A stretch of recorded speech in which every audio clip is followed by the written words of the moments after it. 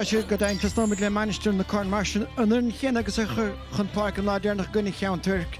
Brian Sanderson ana bheas a chúil gan dát fearchar chuí an bheitrethir sin agus Ciarmhach Smith go chéan taobh de Luke Deneen a bhfuil taithíige agus las mundasúd Tammy O'Con lecholí láir na fórne i líne a bhfuil 97 an drúra go dtí seo atara.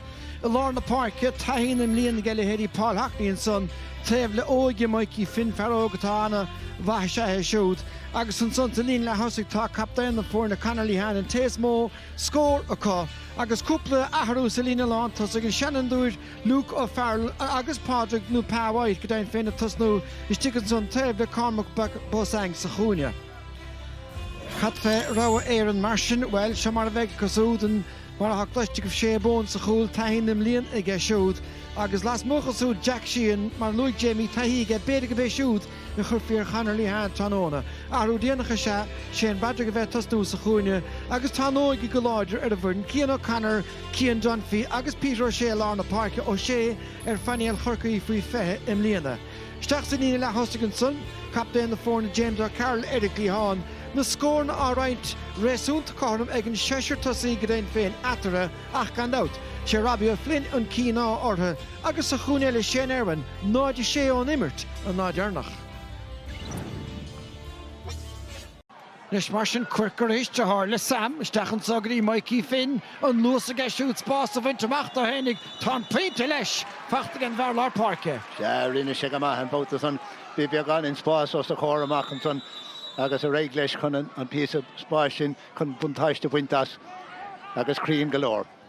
Ach ní leon rud éasca ar lá ghaifar. Láideach tóca go háling san airige Luke O'Farrell ní héáile siúd lehanna bíoh sé trasna nó isteach na fós an peinte fachta.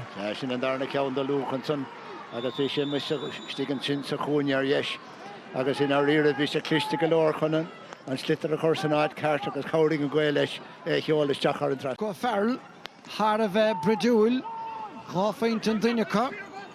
Nach é Sir James O'Carroll agus an brise tóca go háling an sa agus ag bluiseach an cín Cormac McDonald níos mar sin má dhéanaan chadéile an bheirbéide amach spás seansar cholann sa go lenahan tóca sé féinte agus is má hanan féinte. Rinne sé go maithan sin lenahan a bhí ána go deire agus rinne sé an jaban san chun an ceann sin a chríoch an dát ach d'oibrigh siad an ceann sin le chéile go an bhar fadar fad. Se an tucamach brise nús anna asige James O'Carroll. Sin mar ha maid le hiireachtaí ar fóraíl mar sin. Seach cín agus a rís tá Luke O'Farrell agus tinne ar chrechan aige tá sé siúd ábalta léamhaí an a bheith ngai puinte eile fós. Se puinte eile in sin do Luke O'Farrell an trío ceann uig siúd agus gach ile ceann tábhachtach agus an crinnes atá ósáid an bhar seo sa sin. Díanta go deas aige siúd agus caite siar níos mar sin. A rístan líróid trasfarca sin na cruthú mór an deacreachtaí agus tá sé fachtaige Bosang sa tá sé treslíon do hénig agus tá sé sin go hálan ar fad a ggé fear a chúne. Se bhí sé sin go húntaach ar fad i bra chuide an sin Cormac Bosang agus bhí sé ag éirí níos cóngrad den taobh líine ach na chur sé steach na amach ar fechar sin mar crinnes. Táidchan déag le chéad a féinte náidir trídí go g manis na chun náid nu ag ar áhair síos chuút a bhaich. Lennon na cruthú go maithréiste agus Robbie O'Flynn ag Lehan eile ag tús an tarna lethe seo. Siar agus deis an sanis ag an bhearlár parke Peter O'Shea ceann áard seoltasteach ag siúd agus an chéad scóir ag ar áhair sa tarna lethe. I meas na gúlathe ach tá deisbhil de bheith Ciarmhach Smith a gaibhecht tá sé fachta gan na chéile chur Robbie O'Flynn agus bhí son cúntóireach an peint ann mátá. Bhí an dát agus bhfuil sé go maith an dát. Gus bhí sé gíos luair go déire agus bhí cuma dain séireachar mar a dúir tú ceart go leir ach bhfuil sé an bhar fada anna faoint an son. Agus seachún an ferbhí ina chaptain ar bhiniúr chorcaí a 2003 le ceannis na múna gine Heberdáin Shane Lang le dó trí a Heberdáin an lásan fachta go lenahan a lós agus tá sé tamáinte an líanaige Maris O'Carroll cúil a ráhairan. Ganna cúlín idir na fórna ríis agus frisin ceann sin go deas chuige agus rinne sé an rud ceart mar a dhéanaan tosaí maid a gná bólann sé flitar ar an géad íireacht an son agus tháinig sé trasna chuige cadé mar sin orachar níor thug sé seans ar bit an ggóilbhar a fecharí sé chuige. an a bh obair dianta get Tommy O'Connell chun obair agus bhfuil Carlation san cheapas gur legach Smith chun talún buitir naiste ge rá éan.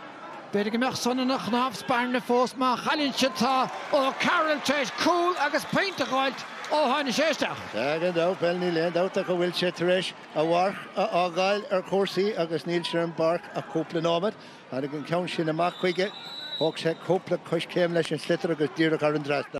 Agus tá cáir tastáil chumá agus é fachta ge Píró séis I lár na parke áda go maithe ge féhrú agus tá na cosa tu a leis aige bhfuil siad chuirecha tosaigh ráhéan a ge Píró sé.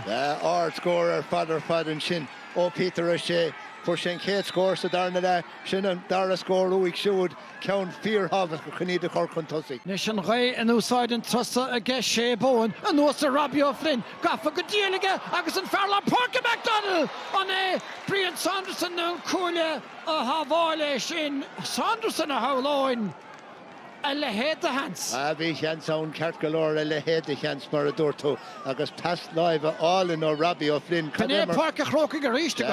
Rís cadimar mar go bháil uig siúd an cúlbaire rinne an habháil chafmid an chuid dún caléir a thuirtá siúd.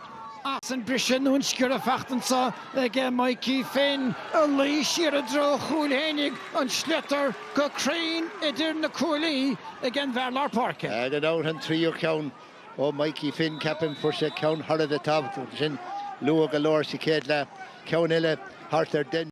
Pa bhaid bucha amach I Joe Lár na Parke ag Manchester na Corn. Stechan sa Luke O'Farrell agus Cian O'Connor réist an ceann sa tóca go díal ag Luke O'Farrell san air seantar chóil blokáilt ag Broderick lena chorp ní dóilm go dig sé cad bhír bonan san agus stechan sa réist le Manchester na Corn agus deisian sa cosúda David Cremin cosint tréan amach go dí Líhan ní stopar é siúd an peinte chláirithe ag Conor Líhan. Fair play de Manchester na Corn tá sé taréis teachú a féin taréis dóibh a bheithí dribleid nuair a fór ó Carroll an chúil sin mar Sí cían inis far a spár chun nuas a réist agus Robbie O'Flynn ar aus treis a héna úscailt agus a túirt fé chóil. Tá puc séir brownta ach tóca siad an peinte is stólam. Tá siad san cáile gan é an áras agus tá adó geidig séite ge Simon Stokes an sá agus tá Manchester na Corn leis cáile hen sá tá lábhan nuacht ar feachtacha ar rá éireann